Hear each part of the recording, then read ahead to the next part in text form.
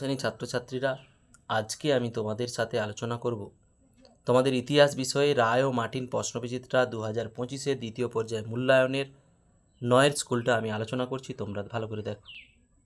বিভাগ ক, অস্ট্রিয়ার রাজধানী। বিয়ের অপশান ভিয়েনা। মেটারনিক চ্যান্সেলর ছিলেন, এর অপশান অস্ট্রিয়া। ইয়ং ইতালি বা নব্য ইতালি দল গড়ে তুলেছিলেন, সির অপশান জোসেফ মাৎসিনি। জার্মানিতে ফ্রাঙ্কফুর্ট পার্লামেন্ট গঠিত হয়েছিল, সির অপশান 1848 খ্রিস্টাব্দে। উড়ন্ত বাঁকু আবিষ্কার করেন, এর অপশান জনকে। মুক্তিদাতার জার বলা হয়, বির অপশান দ্বিতীয় আলেকজান্ডারকে।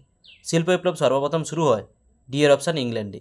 প্রথম বিশ্বযুদ্ধের সূচনা হয়েছিল, বি এর অপশান 1914 খ্রিস্টাব্দে। এপ্রিল থিসিস ঘোষণা করেন, সি এর অপশান লেনিন। ডুমা বলতে বোঝায়, ডি এর অপশান রুশ জাতীয় সভাকে। বিভাগ খ, একটি বাক্যে উত্তর দাও। এর 14 দফা নীতি কে ঘোষণা করেন? Woodrow Wilson. বাষ্পচালিত রেল ইঞ্জিন কে আবিষ্কার করেন? John Stephenson. সত্য মিথ্যা, এর অপশান প্লাম্বিয়ারের চুক্তি 1858 খ্রিস্টাব্দে স্বাক্ষরিত হয়, সত্য। ফ্রাঙ্কফুর্ট পার্লামেন্টের প্রাপ্তবয়স্ক ভোটাধিকার নির্বাচিত সদস্য সংখ্যা 550, মিথ্যা 585 জন। শূন্যস্থান পূরণ। প্রথম বিশ্বযুদ্ধের প্রত্যক্ষ কারণ ছিল সেরাজেভো হত্যাকাণ্ড। রিস্ট্রিমেন্টো কথার অর্থ পুনর্জাগরণ বা পুনর্জন্ম। ডি এর দাগের বিবৃতি ব্যাখ্যা। বিবৃতি 1, 1815 খ্রিস্টাব্দে ভিয়েনা সম্মেলন অনুষ্ঠিত হয়। ব্যাখ্যা 2, এই সম্মেলনের লক্ষ্য ছিল ইউরোপের পুনর্গঠন, শান্তি প্রতিষ্ঠা, নেপোলিয়নের ভীতি থেকে ইউরোপকে রক্ষা করা। বিবৃতি 2, ক্রিমিয়ার যুদ্ধে রাশিয়ার পরাজয় ঘটে। ব্যাখ্যা 3, রাশিয়ার প্রতিপক্ষকে দুর্বল ভেবেছিল। বিভাগ গ, 3-এর দাগের পূর্ণমার্ক 2। দুজন রুশ সাহিত্যিকের নাম লেখো। লিখে নাও তোমরা, লিওর টলস্টয় ও ফিওদর দস্তয়েভস্কি। দাস ক্যাপিটাল গ্রন্থটি কে কবে লেখেন? কার্ল মার্কস 1867 খ্রিস্টাব্দে লেখেন। জলভের আইন কি?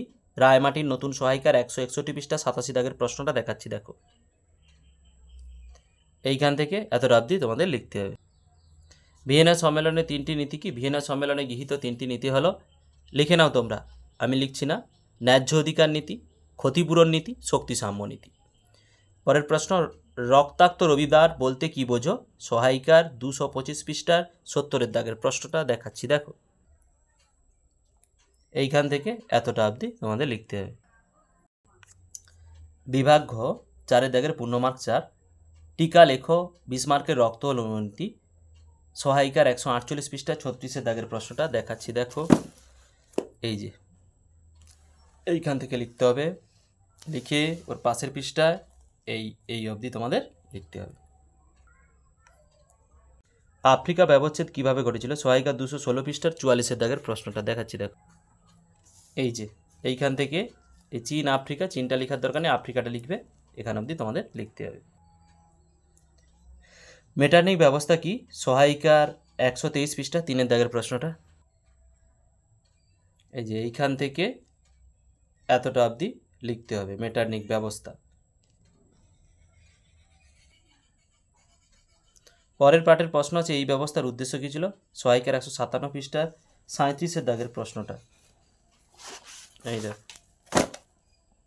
এই যে এইখান থেকে এই অবধি তোমাদের লিখতে হবে।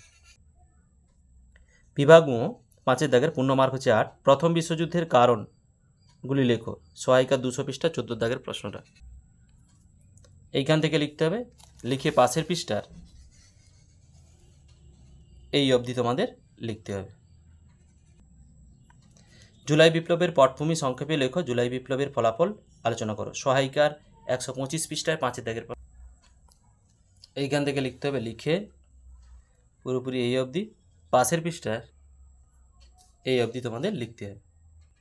বিপ্লব কি? সহায়িকার 218 পৃষ্ঠা 2 দাগের প্রশ্ন। এই যে এইখান থেকে এতটা অবধি তোমাদের লিখতে হবে। এর পরের পাঠের কোশ্চেন আছে, ইংল্যান্ডে শিল্প বিপ্লবের সূত্রপাতের কারণগুলি লেখো। সহায়িকার 189 পৃষ্ঠা 2 দাগের প্রশ্নটা দেখাচ্ছি, তোমরা দেখো। এই যে এইখান থেকে লিখে পাশের পৃষ্ঠার